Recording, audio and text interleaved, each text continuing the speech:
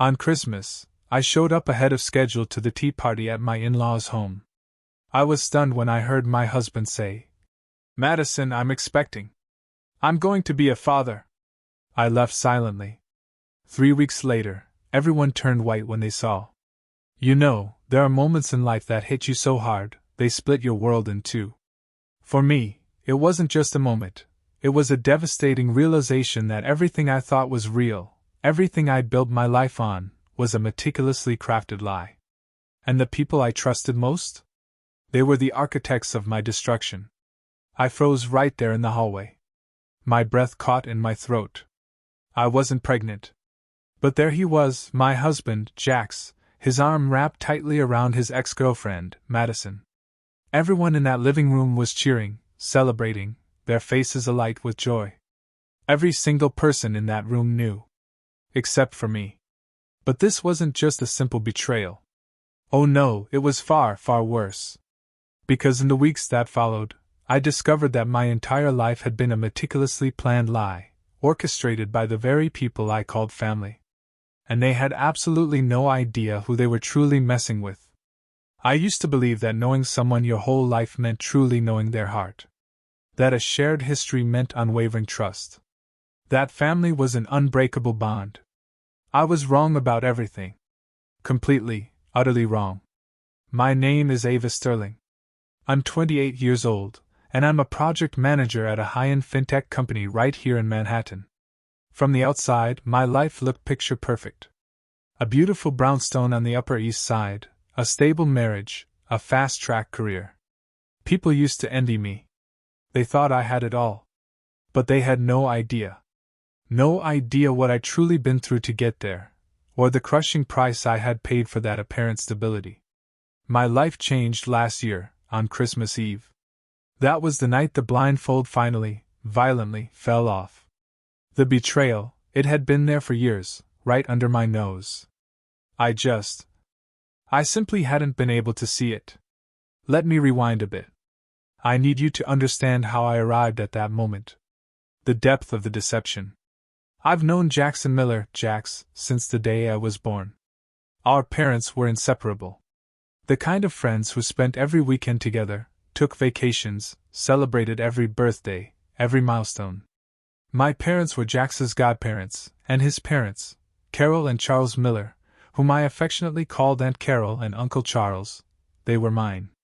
It was the kind of friendship that seemed indestructible, forged over decades. We grew up playing in the same parks, scraped our knees on the same asphalt. We saw each other at weekend barbecues, birthday parties, every single holiday. Jax was just a part of my life, even before I understood what that truly meant. But our lives, they were different. Very different. My parents had money. My father was a wildly successful entrepreneur, my mother a renowned architect. I attended the best private schools in the city. I had piano lessons, ballet, French tutoring. We traveled through Europe on vacation, staying in these incredible places. We lived in a large, historic brownstone. Jax, on the other hand, attended public schools. His family lived in a simple house in a middle-class neighborhood of Queens. Uncle Charles worked as a manager at a construction supply store. Aunt Carol was a secretary at a medical practice. They lived comfortably, I suppose, but without any luxuries. At the time, I didn't grasp those differences. We were just kids, playing together, completely oblivious. But looking back now, oh, I can see the signs. The way Aunt Carol would eye my mother's jewelry, her gaze lingering a little too long. How Uncle Charles would make comments about our house, our cars, our trips, always with a smile, always disguised as a joke. But beneath that smile, there was something else. A sting. A bitter undercurrent that I was too young, too naive, to recognize. Then, when I was 16, my parents were killed in a car accident. It was a rainy October night. They were returning from an anniversary dinner when a truck lost control on the highway. There are no words to describe that time. Even now, 12 years later, a part of me remains paralyzed, stuck at the exact moment the police knocked on our door at 2 a.m. After the funeral, Aunt Carol and Uncle Charles moved into my house. They came to live with me, to take care of me, so I wouldn't be alone. I was a minor, an orphan, completely lost, adrift. They took me in. They were kind. They made sure to tell me that I would always have a family. At that moment, that saved me. Or so I thought. They managed my parents' estate until I turned 21. When I came of legal age, I discovered my parents had left me a considerable portfolio. 4 condos, completely paid off, and the brownstone where we lived. My parents had invested well. They had planned for the future, a future they never got to live with me. Aunt Carol and Uncle Charles helped me with all the paperwork. They explained every detail. They were patient with my questions. And then, when I turned 21 and could technically take charge of everything myself, they asked if they could continue living in the brownstone with me. They said it would be better for everyone if we stayed together. I didn't think twice. Why would I? They were practically my family. They had cared for me during the worst, most vulnerable years of my life. Letting them stay was the absolute least I could do. Generosity. Gratitude. Naivety. 3 words that perfectly defined who I was back then. Jackson and I started dating when I was 21. It felt natural. Everyone expected it.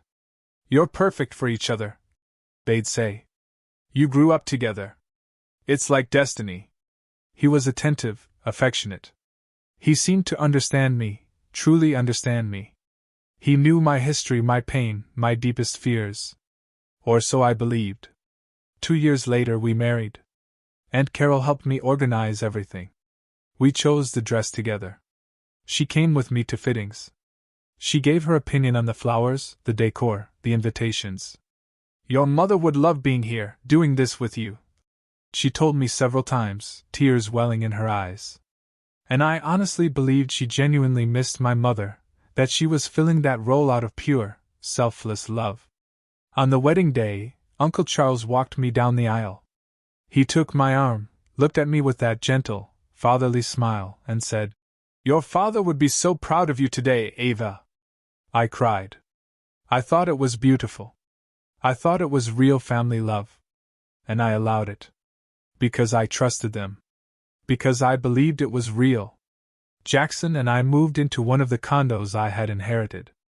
Jack said he wanted us to build our life together, that we didn't need the big house. At first, it made perfect sense.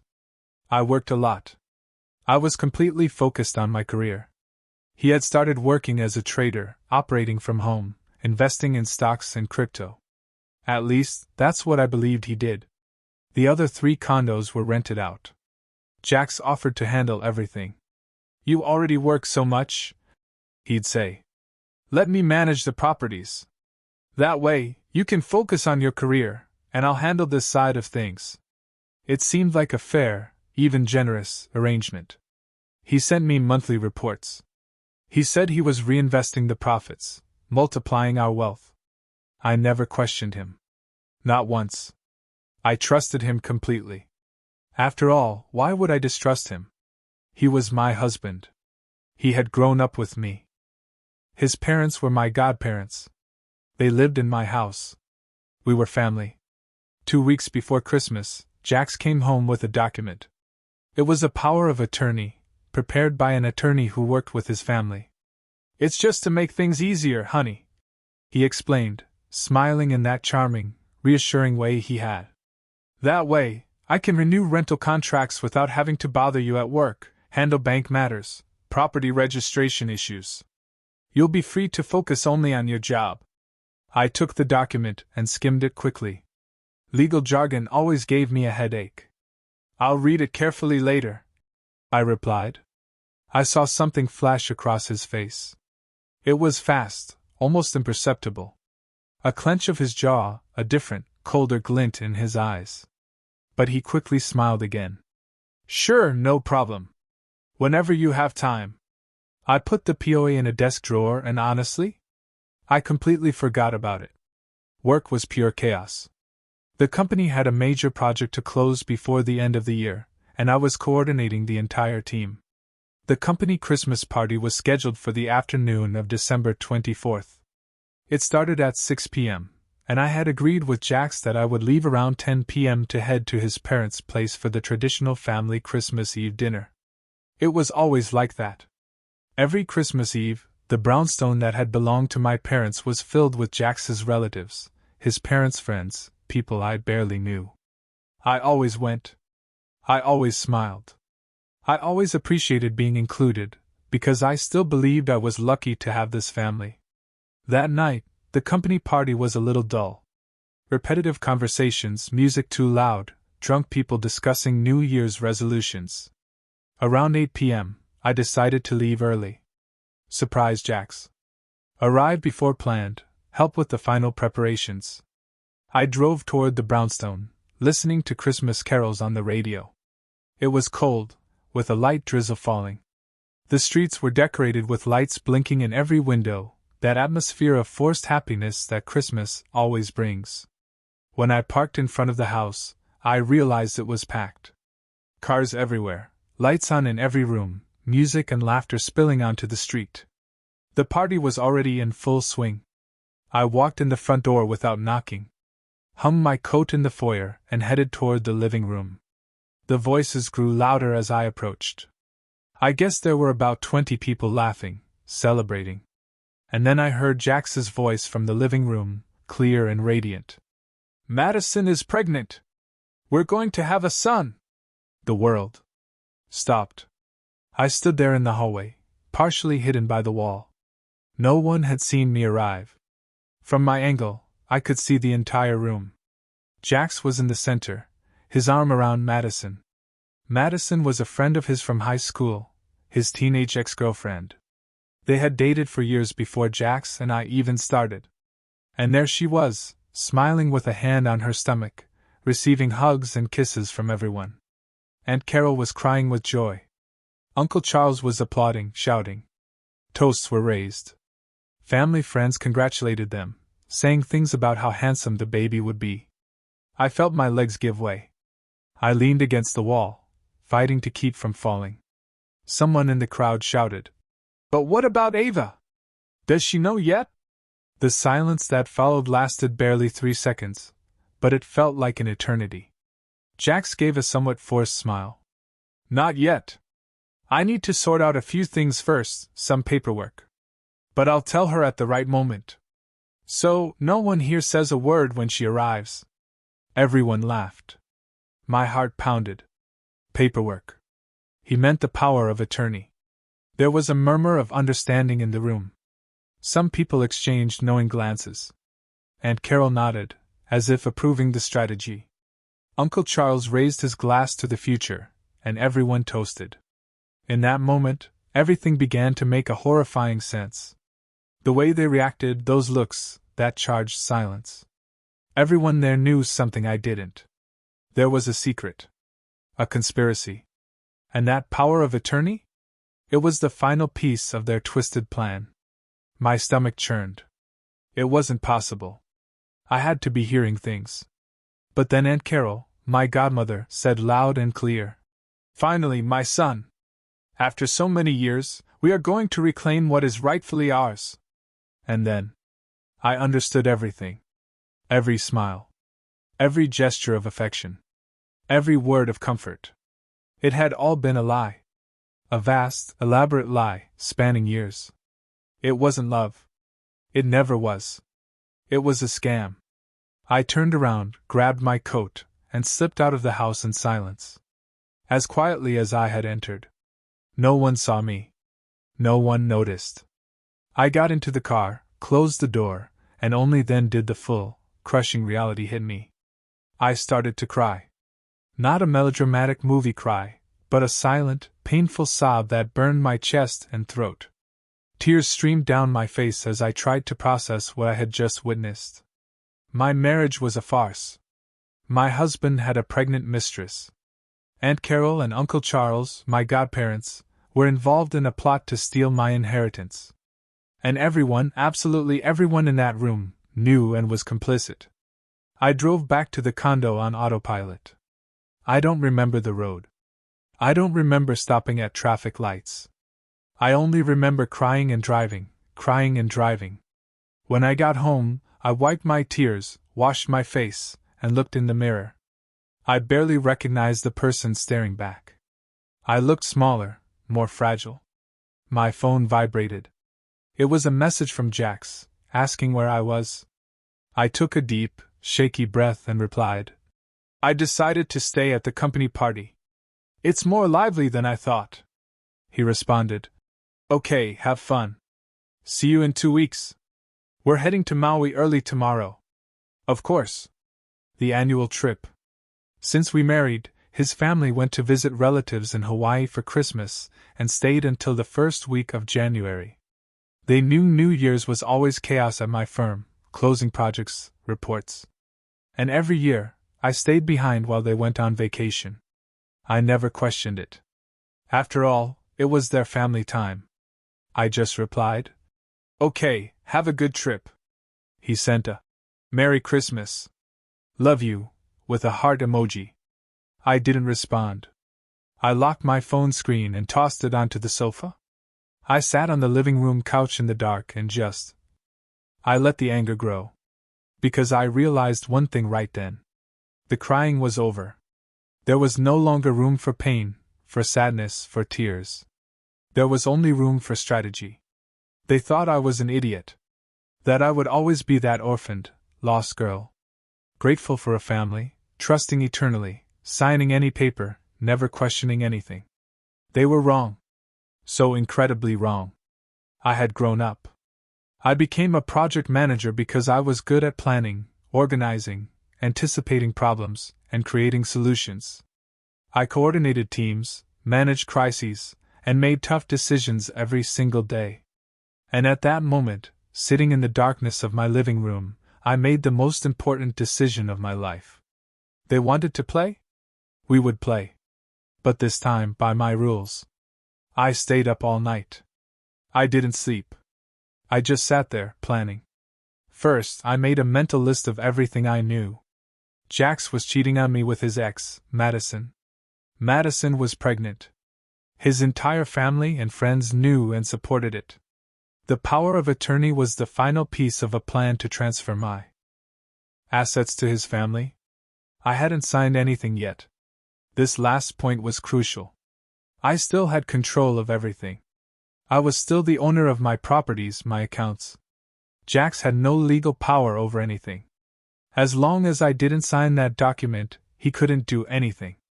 I spent Christmas planning, thinking through every single detail, every move I would need to make.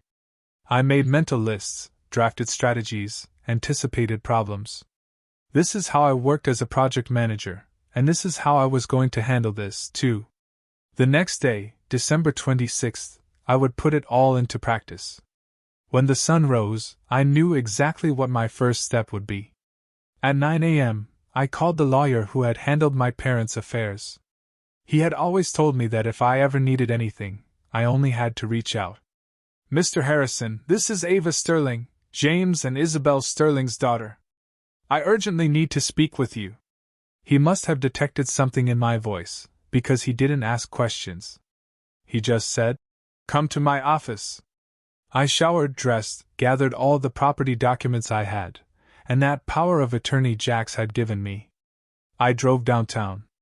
Mr. Harrison's office was in an old brick building in the financial district. I had walked those stairs since I was a child, always accompanied by my father. It was a place that smelled of old paper and strong coffee. He greeted me with a hug. He was a man in his 70s, with completely white hair and reading glasses hanging around his neck.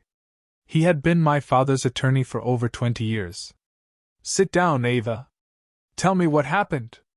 I told him everything.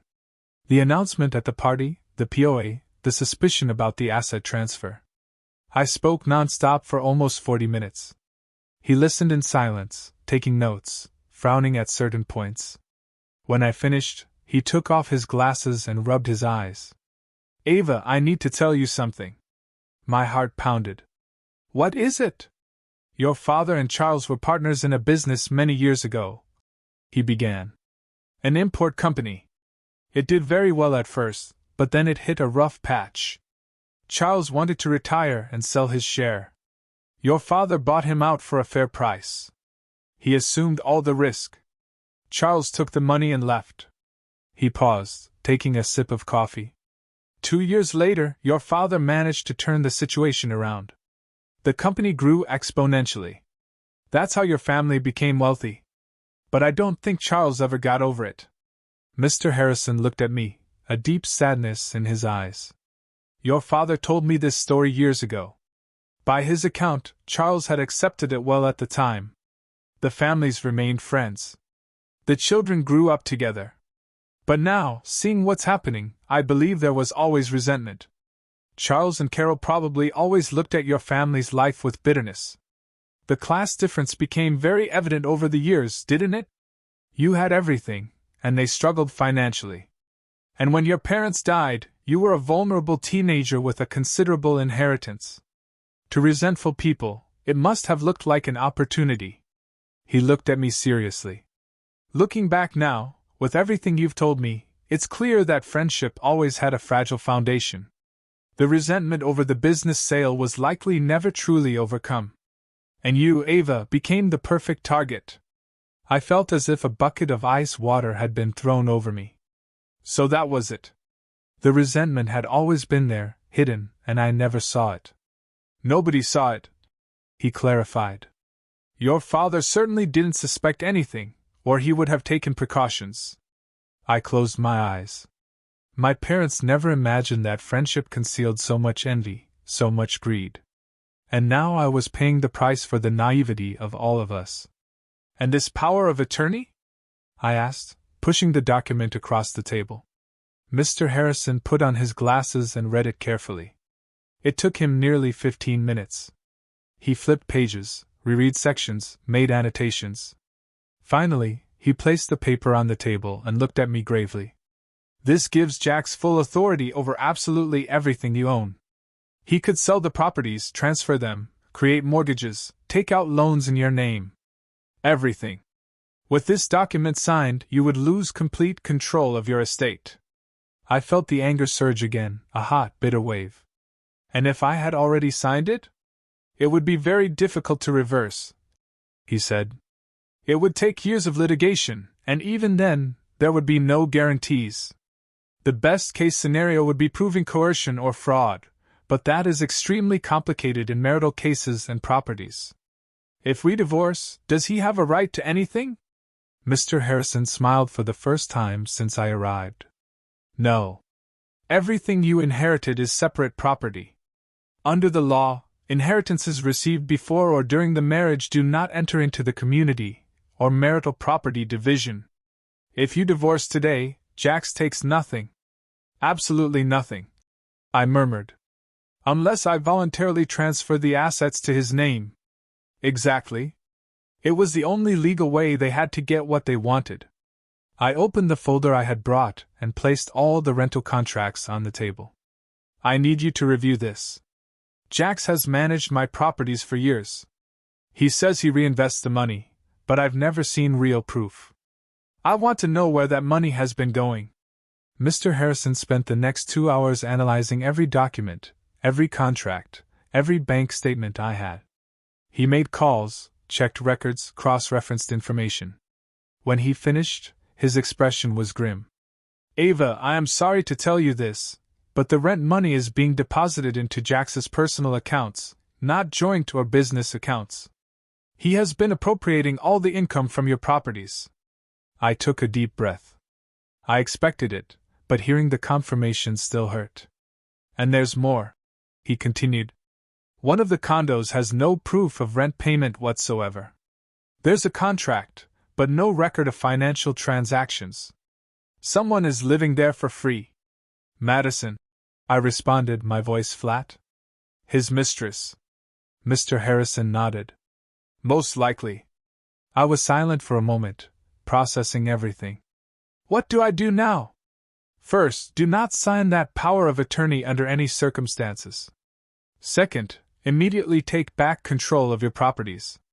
Third, if you really want to get to the bottom of this, we can hire a private investigator and discover where that money has gone. We are hiring a detective, I stated. I want everything documented. I want proof. And I want them out of my life. He smiled a sad smile, but with a flicker of pride. Your father would be very proud of the woman you've become. In the following days, I acted quickly and silently. Following Mr. Harrison's instructions, I hired a trusted real estate management company to take over the administration of my condos. I signed contracts granting specific, limited powers, very different from the general POA Jax wanted, and instructed them to notify all tenants immediately. Starting in January, all rents were to be paid directly to the management company. New contracts would be issued. Tenants had 1 week to sign or eviction proceedings would begin. I also called a security company and had discrete cameras installed throughout the brownstone. Small, almost invisible, strategically placed in the living room, kitchen, office, and patio. All included audio, all connected to an app on my phone. To gather more evidence against them. Jax returned from his trip on January 6th. I was home when he arrived, surrounded by suitcases. How was it, honey? How was New Year's?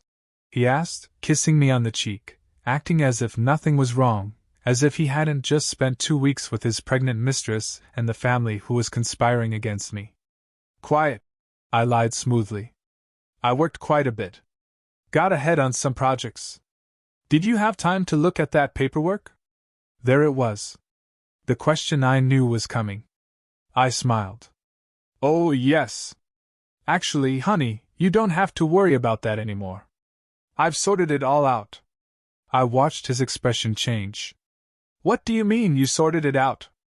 I hired a property management company to take care of the condos. That way, you can focus entirely on your trading without worrying about the hassle of managing rents, contracts, all that bureaucratic stuff. I thought you'd be pleased. You'll have more time to invest in your work. The silence that followed was deafening. Jax blinked several times, as if processing too much information at once. But I like taking care of the condos. You don't need to pay someone to do a job I can do myself. I maintained the smile. I know, honey, but you always say you want to grow as a trader, that you need more time to study the market. Now you have that time. Didn't you like the idea? I saw panic in his eyes. He opened his mouth, closed it, opened it again. Yes, he finally said, his voice strained. I liked it. It's just a little sudden. Oh, you know me. When I decide something, I make it happen fast. I knew you'd like the surprise, honey. He didn't respond. He just forced a smile, grabbed his phone, and left the living room, muttering something I couldn't understand.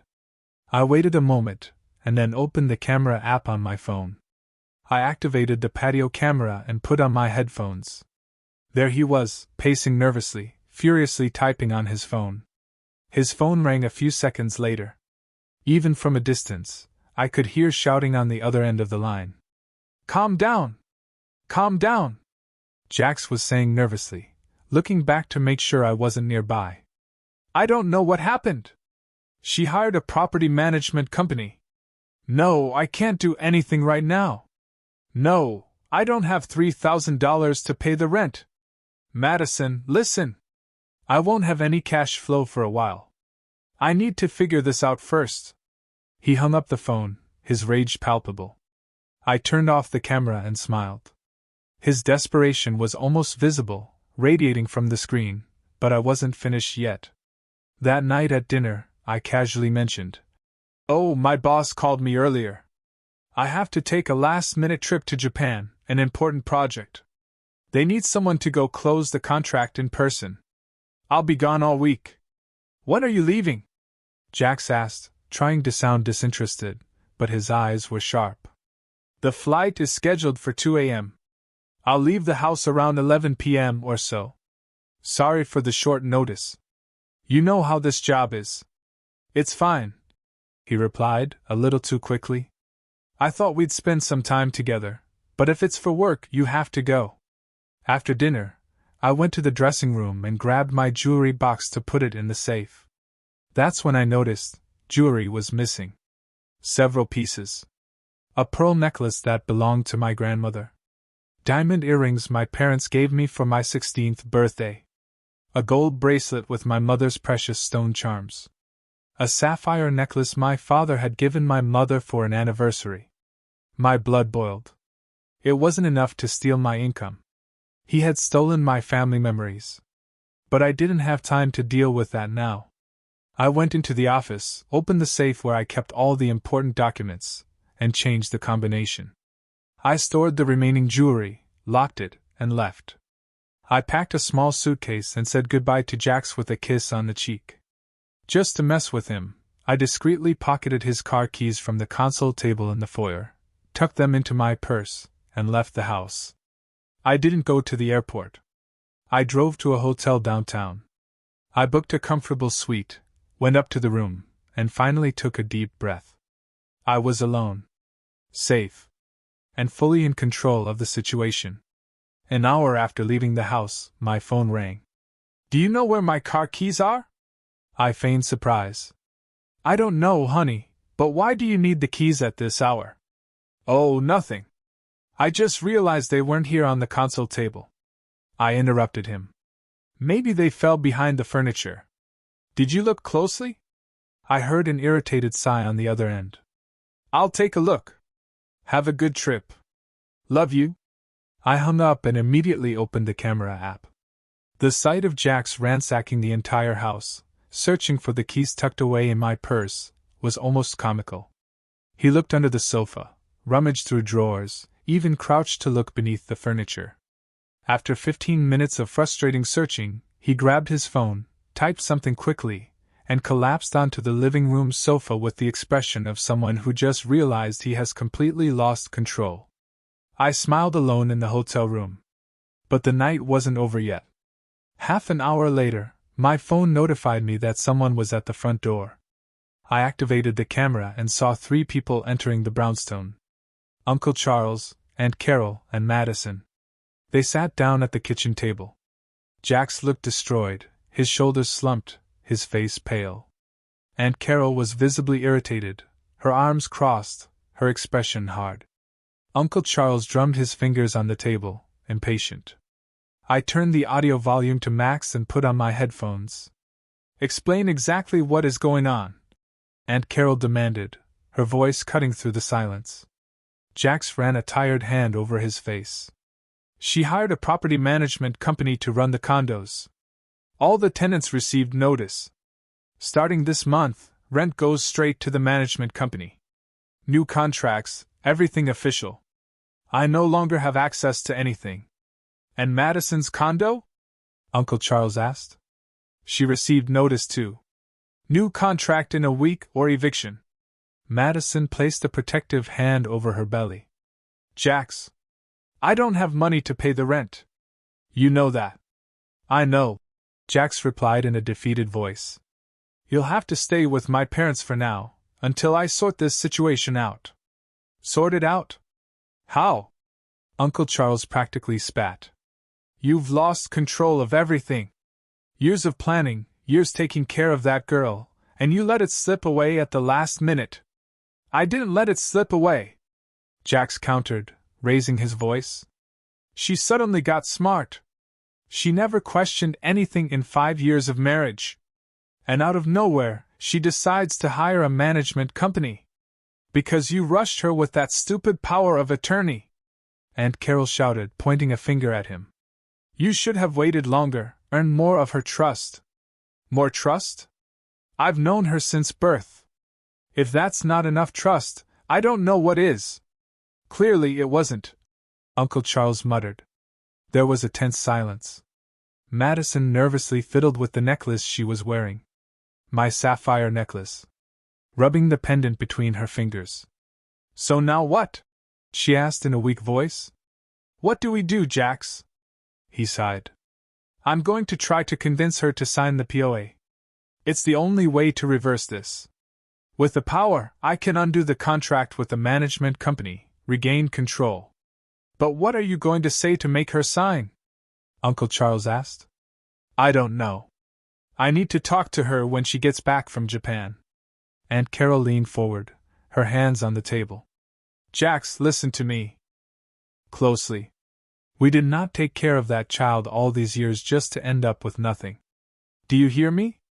I didn't endure that brat crying about her dead parents for free.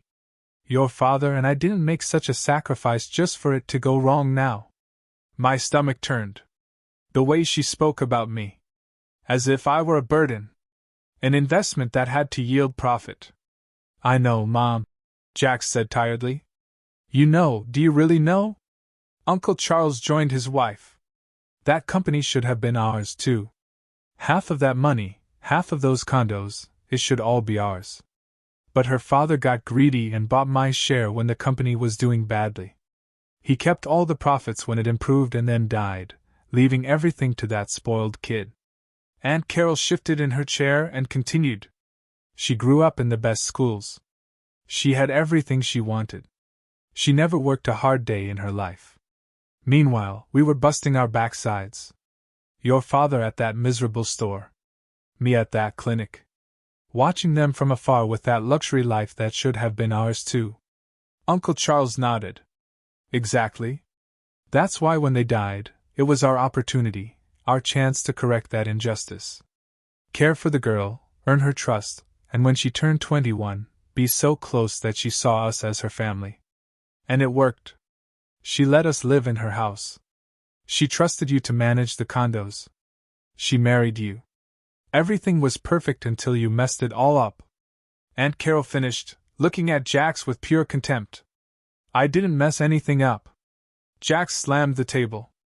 The plan was to wait for her to sign the POA, transfer everything to my name, and then file for divorce. Done. Over.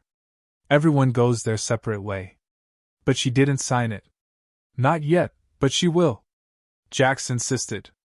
How are you so sure? Uncle Charles doubted. Jax hesitated. I think she will. I'll find a way. She trusts me. She trusted you. Aunt Carol corrected. After this property management company stunt? I don't know. She seems suspicious. They fell silent for a few moments. I remained in the hotel room, heart racing, recording every second of that conversation. What about us? Madison asked, her voice small. You said you don't have the rent money anymore. How are you going to support me? Support the baby? Jax ran his hand through his hair, frustrated. I don't know, Madison. I don't know. The money I had saved was used for the trip, and the rest I lost, gambling. You lost it? Aunt Carol almost screamed. Jax, you promised you would quit. I didn't know I would be cut off from the rents this month. If I had known, I wouldn't have gambled everything. You're an idiotic boy, Uncle Charles said bluntly. A fool. And now, how are we going to pay the bills this month? I'll fix it, Jax insisted. But his voice lacked conviction. Madison started crying. You promised I wouldn't have to worry about money. I quit my job. I fought with my parents. I left home. You promised you would take care of me. That we would have a good life, that the baby would have everything. And now you tell me you have no money, that you gambled it all away? Madison, please. No. She stood up from the chair. I can't believe I was so stupid. All these years being the other woman, hiding, waiting, and for what? To end up pregnant, homeless, dependent on your parents' charity. Calm down, Madison, Aunt Carol said without much sympathy. We'll solve this. And when we get the money, everyone benefits. You, the baby, everyone. But you have to be patient. Patient? Madison laughed humorlessly. I'm 4 months pregnant, Carol. In 5 months, I'll have a baby. I don't have time for patience. Well, you should have thought about that before you got pregnant, Aunt Carol retorted coldly. Have you never heard of birth control or condoms? The silence that followed was charged with tension. Finally, Uncle Charles broke it. We need a new plan. If Ava won't sign the POA willingly, we'll have to force her somehow. Force her? How? Jax asked. I don't know. Blackmail. Threats. Something that leaves her no option. Blackmail? Madison asked. She has nothing to hide.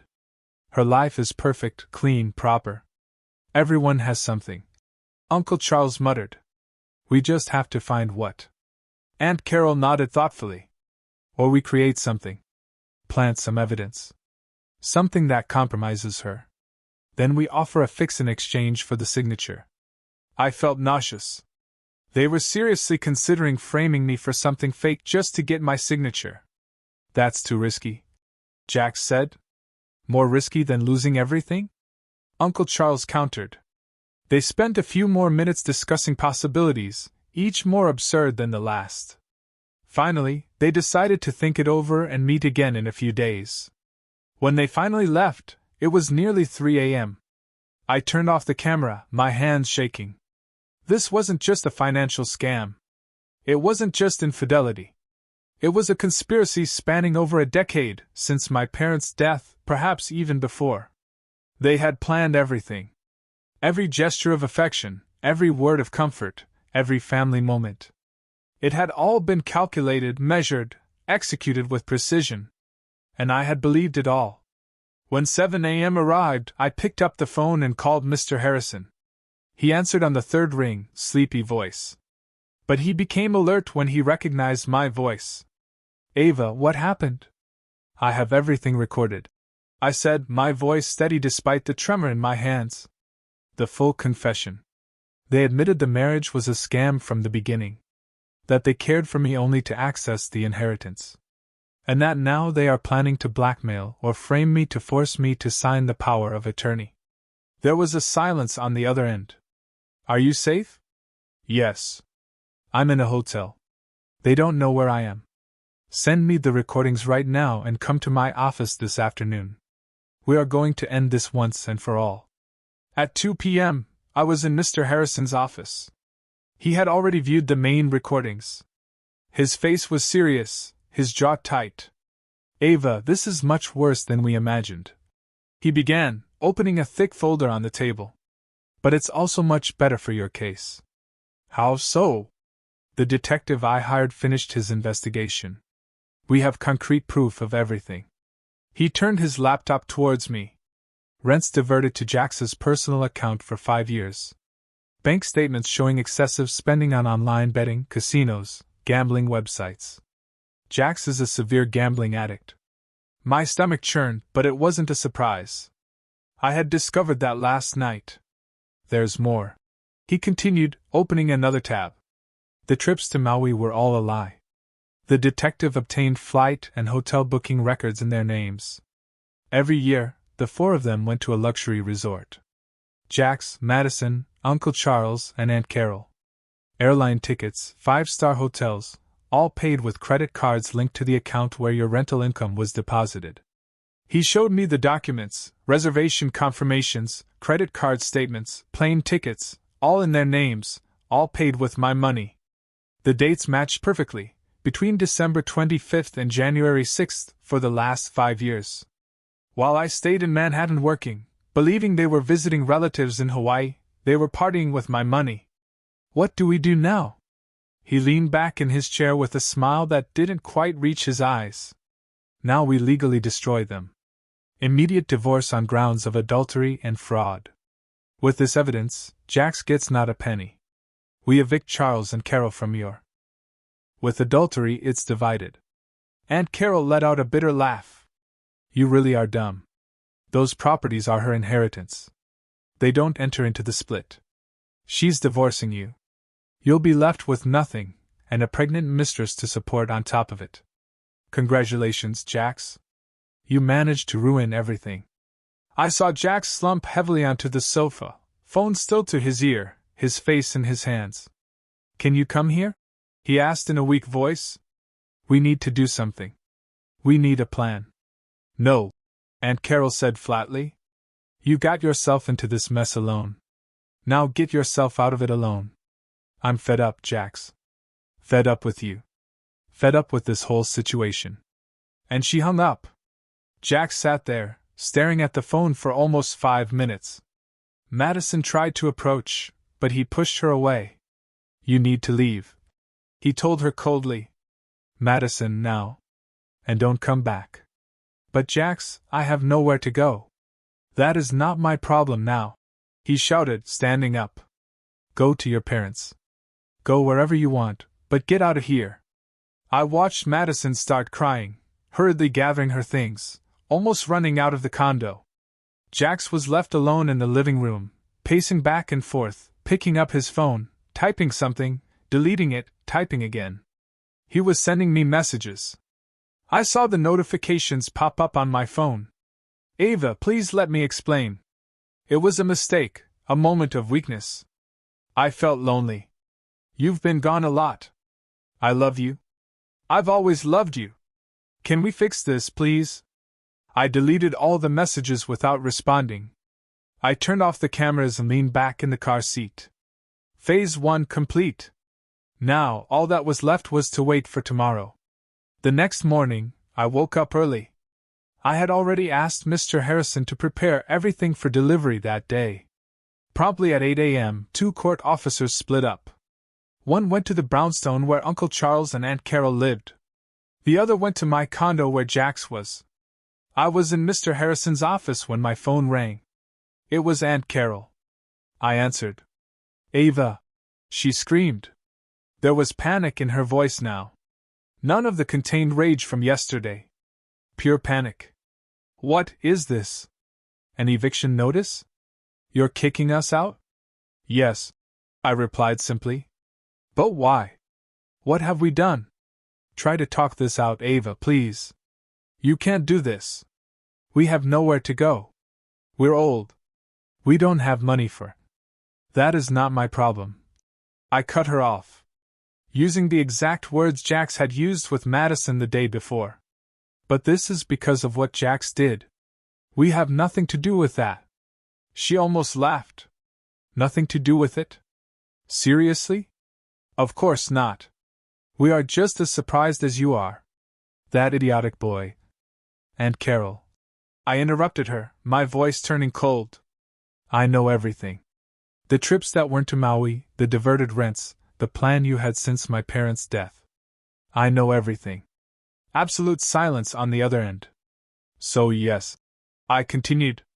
You have 30 days to get out of my house, and I suggest you use that time to find a good lawyer, because you're going to need one.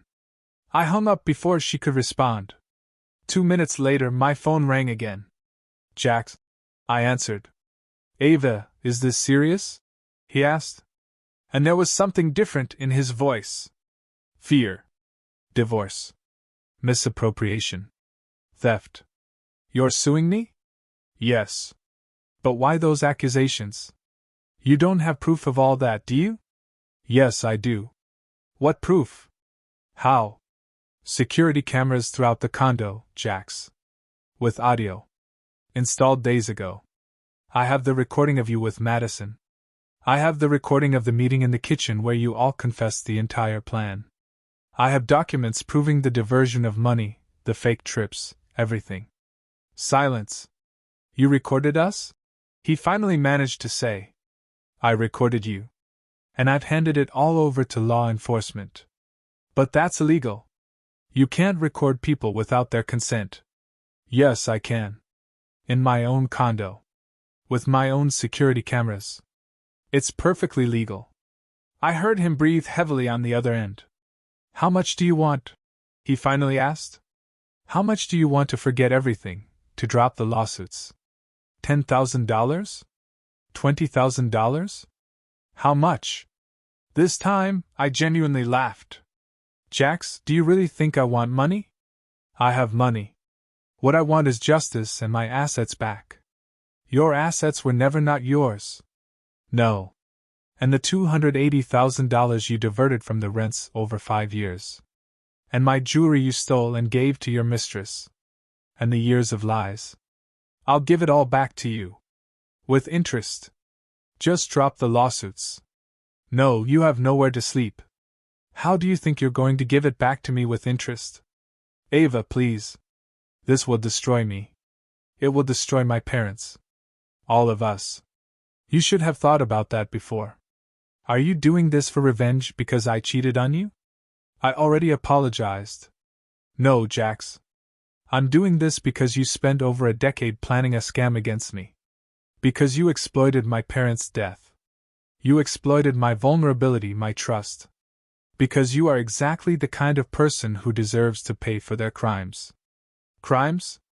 I just made bad decisions with our money. It's the risk of the business.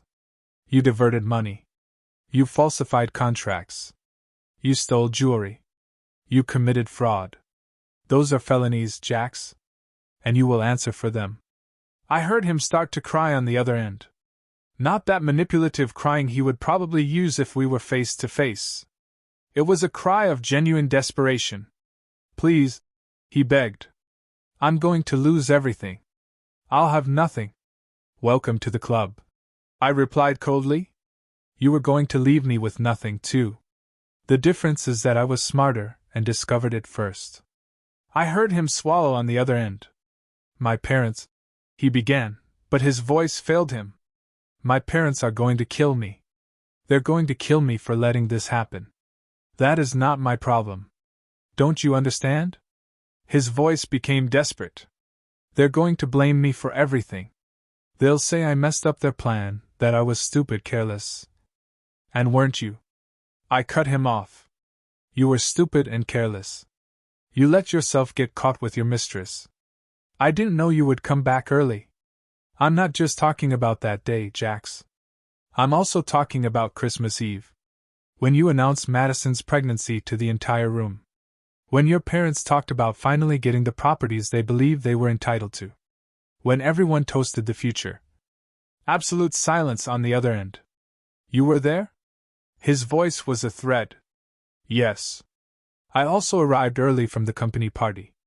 I heard everything. I saw everything. And I left before anyone noticed. But you sent me a message later, saying you were at the company party.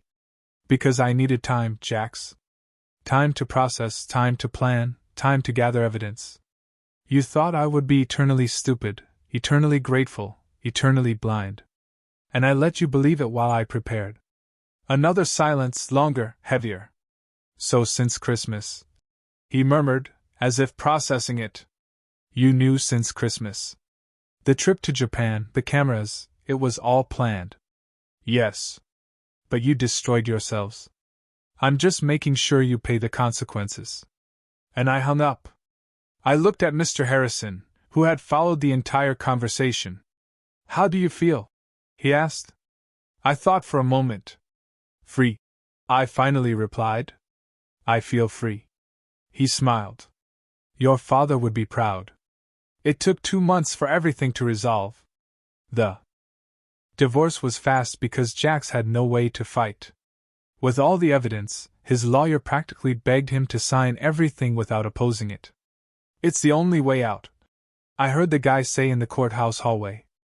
I watched Jax sign the papers. His hand trembled so much the pen nearly fell. He couldn't look me in the eye even once. I left there officially divorced. Officially the owner of everything that was always mine. The judgment for misappropriation came shortly after. $280,000 to be repaid. Aside from the jewelry, the judge determined a 30% wage garnishment. Only Jax had never had a real salary. He had never truly worked in his life. I suggest the defendant get a real job. The prosecutor almost laughed. And that's what happened. A few weeks later, Mr. Harrison told me that Jax had finally found a job, a server at a coffee shop in Queens. For the first time in his adult life, he was genuinely working, waking up early, wearing a uniform, serving customers, cleaning tables. The same guy who spent his days pretending to study charts in front of the computer, who lectured me about strategic investments, was now finally doing something productive. Uncle Charles and Aunt Carol had 30 days to leave the brownstone. On the last day, I went to conduct the inspection with the court officer. I expected it to be messy. I did not expect complete vandalism. Broken furniture, holes in the walls, spray-painted insults, shattered mirrors on the floor. They had destroyed everything they could before leaving. Uncle Charles was waiting for me at the door, glaring, satisfied. Of course not. And this damage? We have nowhere to go! Aunt Carol appeared behind him, crying. We're old. We have no money. You took everything from us. I took back what was always mine. I said, my voice steady. You are the ones who spent years pretending it was yours. Your father robbed us. Uncle Charles took a step toward me, but the officers stepped in between us. That money was ours. My father bought your share. You chose to cash out. It wasn't his fault you gave up too soon, and it's certainly not mine. You'll regret this. And Carol hissed. I won't, I said. But you will. Every single day. I turned around and walked away. I had the entire brownstone renovated. It took over a month, but it looked beautiful. I sold it in 2 weeks to a couple with 2 young children. They were radiant, making plans about how they would decorate each room, about the birthday party they would hold in the garden. I hope they are happy there. That house deserved good stories. I also sold the condo where I lived with Jax. I didn't even go back inside. I couldn't have. I hired people to empty everything, remodeled it, and sold it furnished to an investor who didn't even want to see it in person. Of the 5 properties I inherited, I kept only the 3 condos that had always been rented. I left everything in the hands of the management company. The monthly rent was more than enough for me to live well, and I had the sale money invested. Through mutual friends, I kept getting updates. Jackson and Madison broke up. She never forgave him for kicking her out that night, pregnant and with nowhere to go. The humiliation, the desperation, the coldness with which he threw her out, all of that killed whatever existed between them. Madison made peace with her parents and moved back home. They welcomed her with open arms, happy to have their daughter and the grandchild on the way, even under the difficult circumstances. Jackson, on the other hand, was completely alone. He had cut ties with his parents after everything that happened. The accusations, the screaming, the insults they exchanged when they realized they had lost everything were irreversible. Charles and Carol never even got to meet their grandson. Jackson rented a room in a shared apartment in a bad neighborhood. He worked at the coffee shop. He returned every day to an empty room. He slept alone. Without Madison, without his son, without his parents, without anything. Charles and Carol were in a tiny, cramped apartment across town. Charles returned to doing construction side jobs despite his age and battered body. Carol found work as a secretary at a pet supply store, earning minimum wage. The family that had planned everything so carefully had shattered, separated, alone, bitter, each blaming the other for the disaster they had created. 3 months after the divorce, I packed my bags and left Manhattan. I had no reason to stay there anymore. I chose Denver, Colorado. It was close enough not to be dramatic, but far enough to be a true new beginning. I bought a small 2-bedroom house with a front yard. Nothing luxurious, nothing extravagant. I painted the walls the colors I liked. I hung photos of my parents. I planted roses in the garden because my mother loved roses, and hydrangeas because my father said they were the most beautiful. Waking up early and tending to the garden became my favorite routine, watering, pruning, watching things grow. A slightly obvious metaphor, I know, but it calmed me. Little by little, I started meeting people.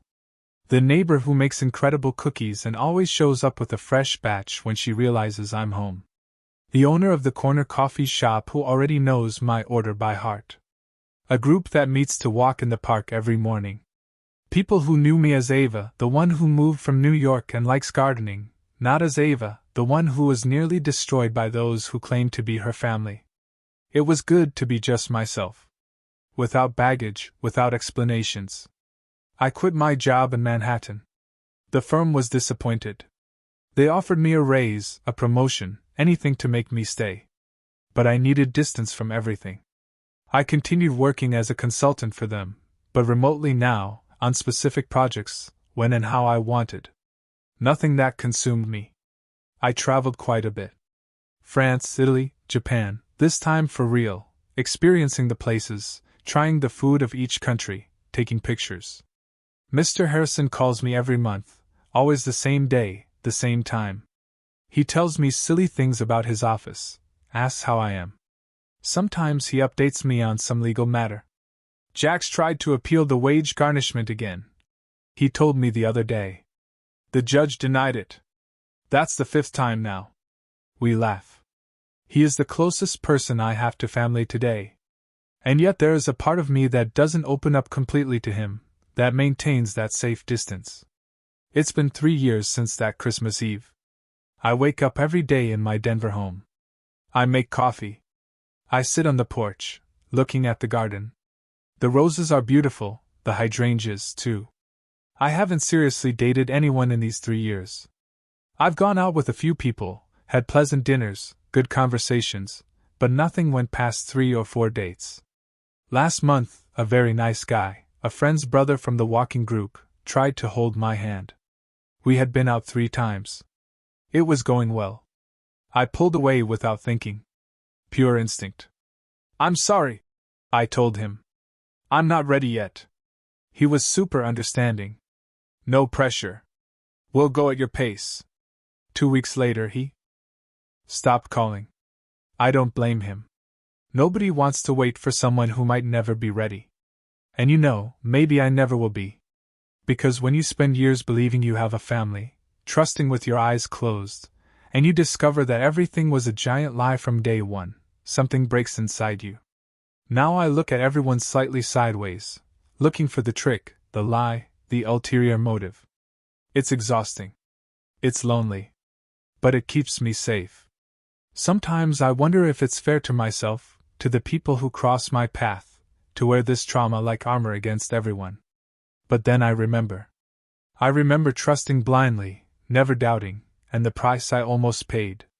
And then I think, okay, maybe it's lonely, but it's safe. And after everything, safety is worth more. What I've learned is that being alone doesn't mean being empty. I fill myself with other things. The books I read on the porch. The trips I take. The garden I plant. The house I decorate to my taste. The friends I have chosen to keep close, even if always at that prudent distance.